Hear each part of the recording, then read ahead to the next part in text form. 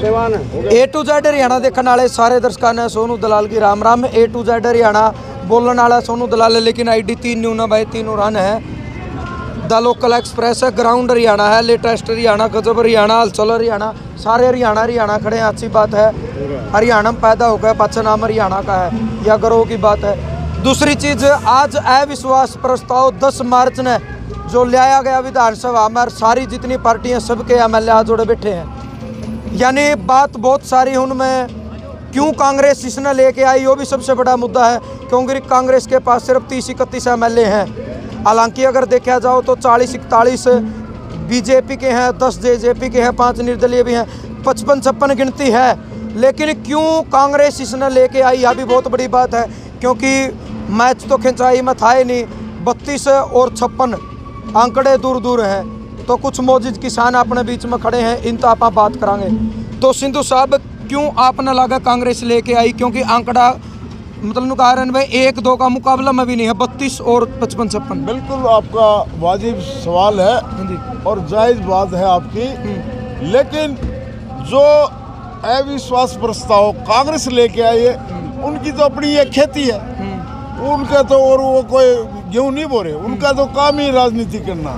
लेकिन हमने जो पूरे हरियाणा के अंदर 88 MLA को ज्ञापन जो दिया है, जैसे विशेषकर खास करके जो जेजेपी, बीजेपी और इनके समर्थक जो निर्दलीय हैं, जो सरकार की उसमें बैठे हैं मंत्री बनकर, उनसे हमारा अनुरोध ये था, इस अविश्वास प्रस्ताव हमने सबको ज्ञापन दिया पूरे हरियाणा भर में। अगर भाई कल ने कोई साथी हमें यूँ नहीं कहे, जैसे विशाल के तौर पर डिप्टी CM ने को, मेरे को तो किसानों ने कहा ही नहीं, तो वो मिले भी नहीं, उनके घर, उनके दफ्तर के आगे चस्पा दिया गया ज्ञापन। तो ये आज तौल पट जाएगा कौन किसान के साथ है। अभी राजनीतिक बात ऐसी की पार्टी के देवेंद्र बबली है टोहाना से, कल भी उसका मैंने बयान देखा था, आज भी एक फोन पे स्क्रीन पाई थी, तो वो कह रहा है कि भाई व्हीप जारी होगी,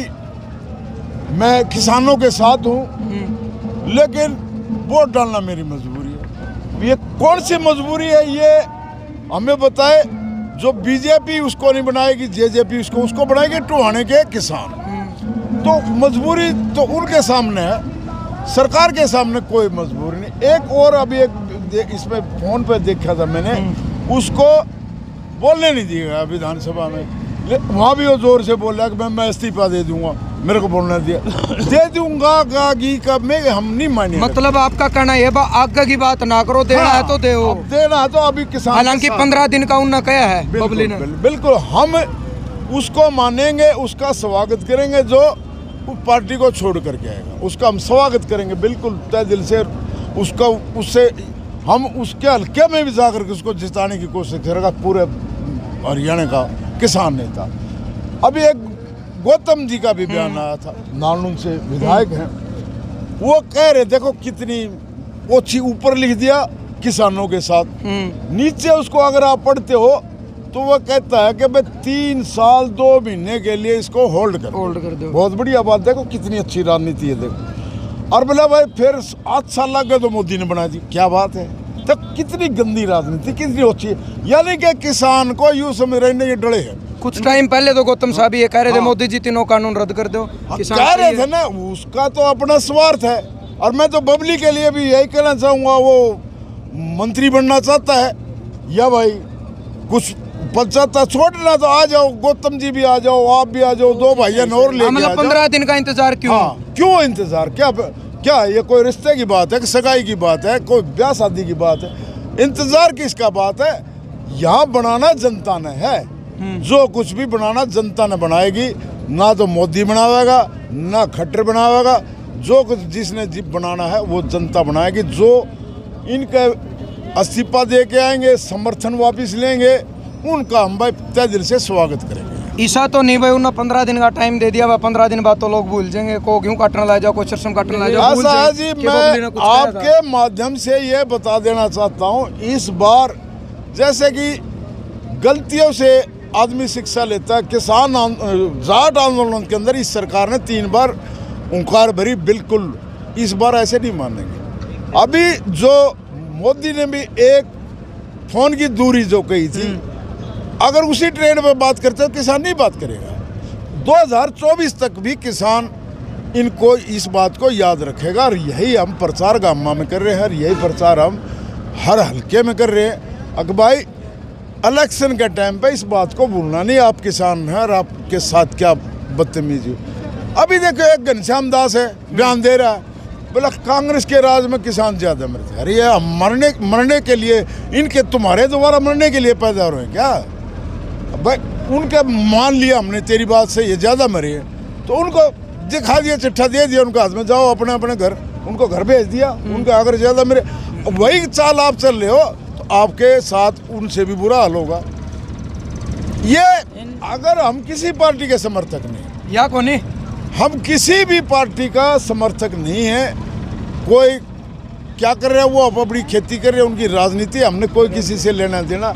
हमने सिर्फ और सिर्फ जो किसान के जो काले कानून लिए हैं, जो हमारे को ज़बरदस्ती हलवा खुआ जा रहा है, पेट भरा है, वो नहीं खाना चाहते। हमें MSP कानूनी तरीके से चाहिए। न्यूनिक रहेगा क्यों रहेगा भाई? रहेगा तो ये दुष्यंत जुड़ सा ये कह रहे हैं तो जमुना पार, बीजेपी जमुना पार, और 10 दिन में ढसड़ गिर गया। क्या क्या क्या यकीन करें हम आपका?